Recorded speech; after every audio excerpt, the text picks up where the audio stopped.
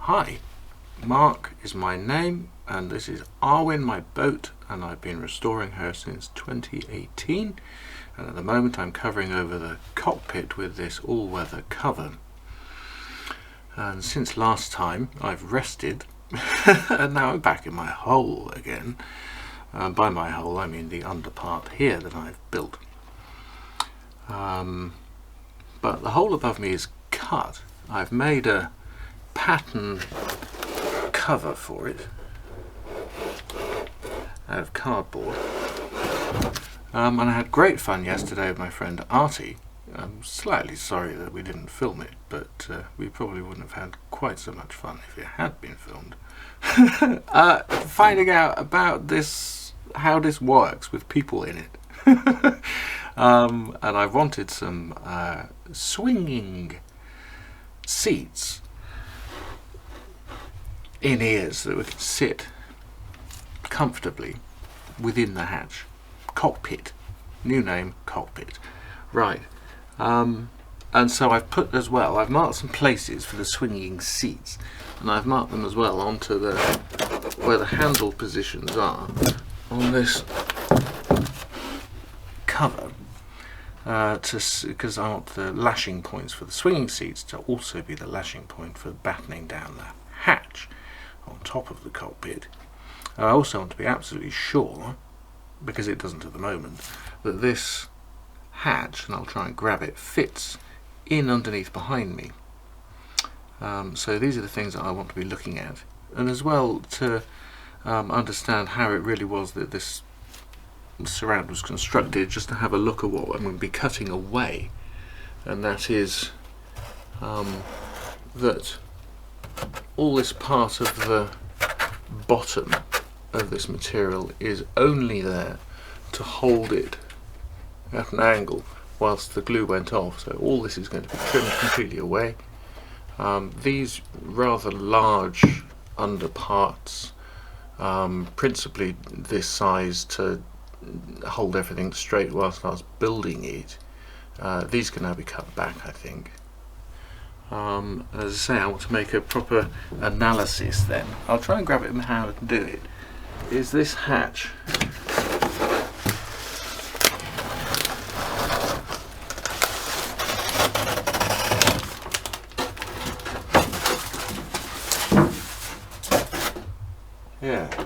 just to be able to get that in there, but I really want to be able to slot it.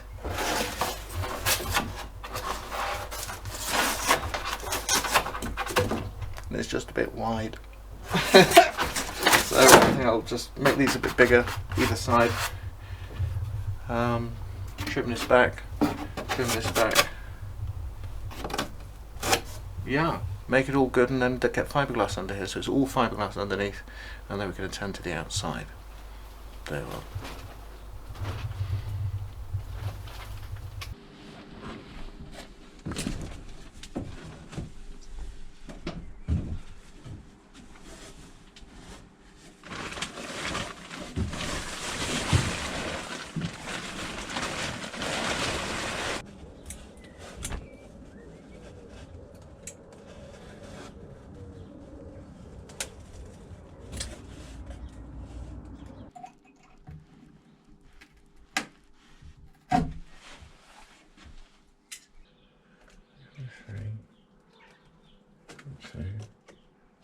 Three by three.